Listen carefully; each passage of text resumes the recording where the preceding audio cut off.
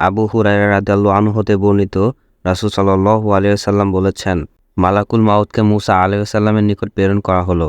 তিনি যখন এলেন তখন মূসা আলাইহিস সালাম তাকে জোরে থাপ্পড় মারলেন, যার ফলে মালাকুল মাউতের চক্ষু বের হয়ে পড়ল। তখন তিনি আল্লাহর নিকট আরজ করলেন, আপনি আমাকে এমন বান্দার নিকট প্রেরণ করেছেন যিনি মউত চান না।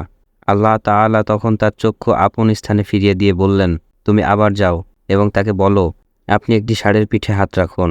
ওই হাতের নিচে যত পশম পড়বে, আপনি চাইলে প্রতিটি পশমের বিনিময়ে আপনার হায়াত 1 বছর করে দীর্ঘায়িত হবে। তখন মূসা আলাইহিস সালাম শুনে বললেন, এরপর কি হবে? আল্লাহ তাআলা বললেন, এরপর মৃত্যু আসবে। মূসা আলাইহিস সালাম বললেন, তাহলে এখনই মৃত্যু দিন। বুখারী হাদিস 3407, সহিহ মুসলিম 2372।